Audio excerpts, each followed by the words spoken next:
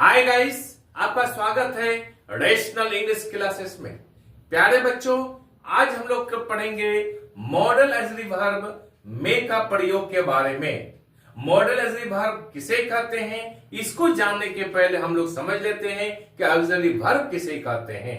वह वर्ब जो main verb के साथ मिलकर के tense, mood, voice, negative, interrogative बनाने में सहायता करता है, उसे हम लोग ऑक्सिलरी वर्ब कहते हैं। ऑक्सिलरी वर्ब को हम लोग हेल्पिंग वर्ब भी कहते हैं या फिर हम लोग सपोर्टिंग वर्ब भी कहते हैं।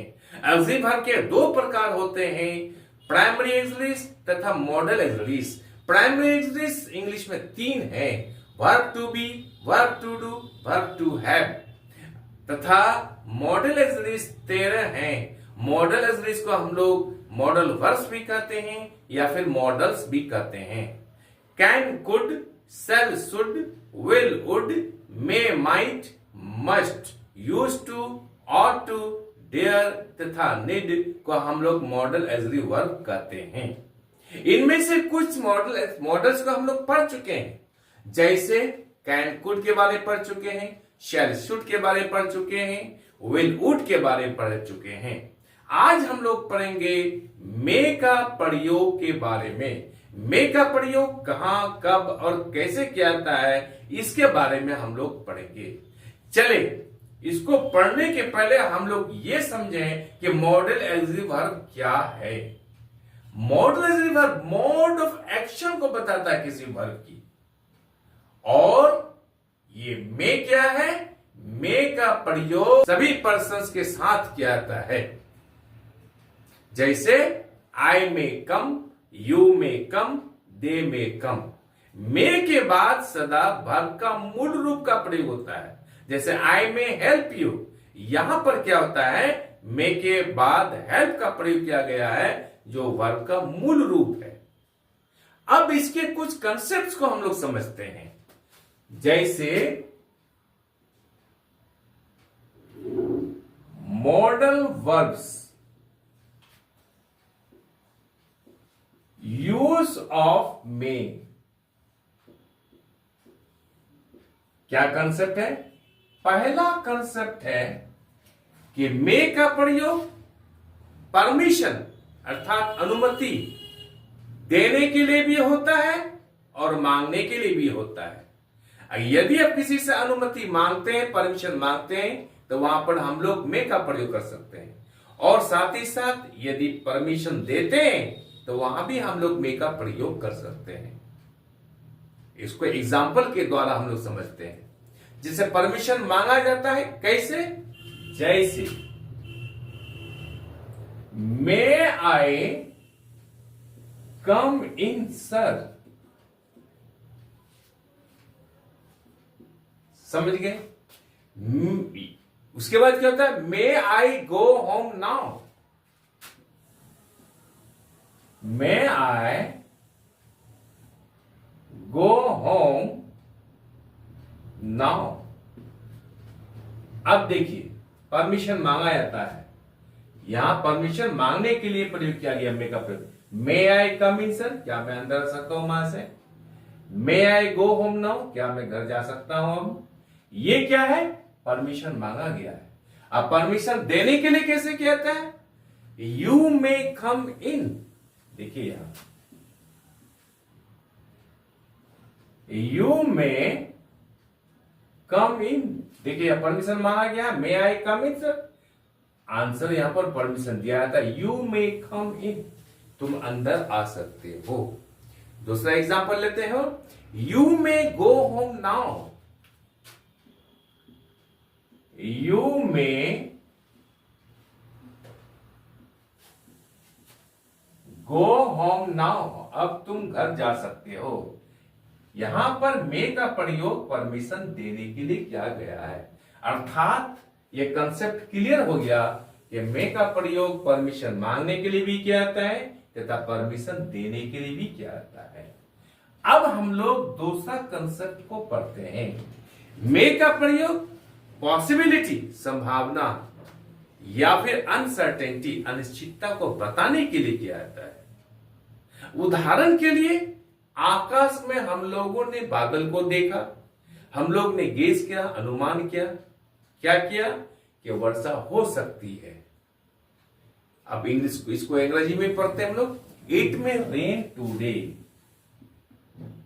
इट में रेन टुडे, आज वर्षा हो सकती है।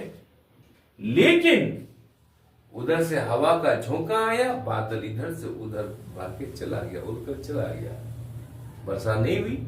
संभावना थी, बादल को देख करके हम लोगों ने अंदाज किया कि वर्षा हो सकती है, लेकिन वर्षा नहीं हुई। तो संभावना को बताने के लिए हम लोग क्या कर सकते हैं, मे का प्रयोग कर सकते हैं। इट में रेन टुडे, आज वर्षा हो सकती है। ही में कम टुडे, ही में कम टुडे, वो आज आ सकता है, ये संभावना उसके आने का। द मैच में बी पोस्टपोन्ड, देखिए तीसरा example, the match may be postponed, match मुकाबला क्या हो सकती है, स्थगित हो सकती है, पोस्टपोन हो सकती है। मौसम खराब है, वर्षा होने पर मैच नहीं होगी, संभावना पर प्रकट किया गया है। तो वैसे सेंटेंस को जहां पर संभावना की बारे मालूम हो या अनिश्चितता के बारे में मालूम हो, तो वहां हम लोग मे का प्रयोग कर सकते हैं।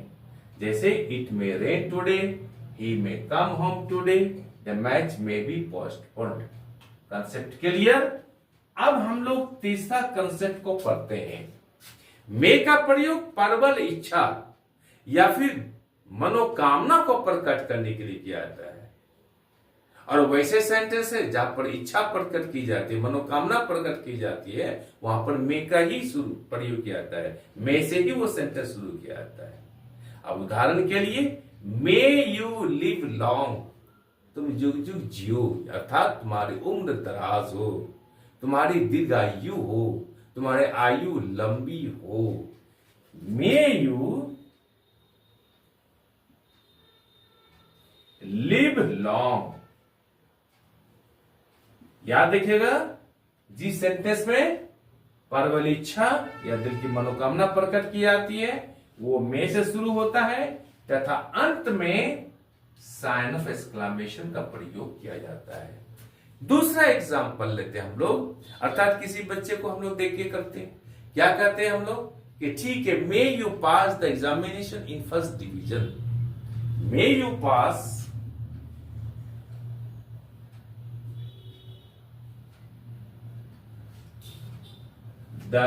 may you pass the examination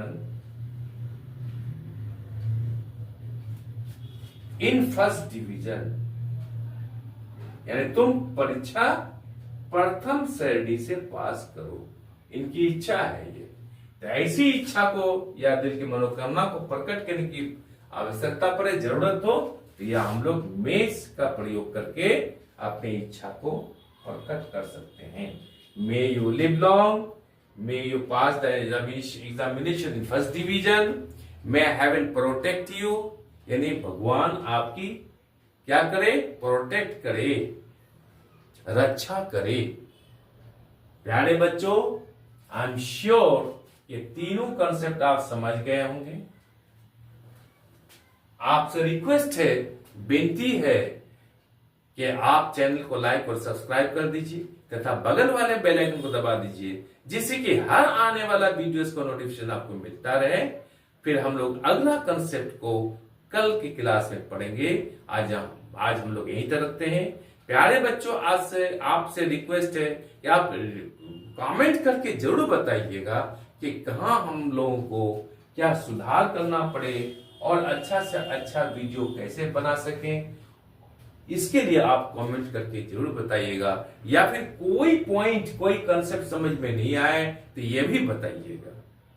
आज हम लोग यहीं रखते हैं। बाय।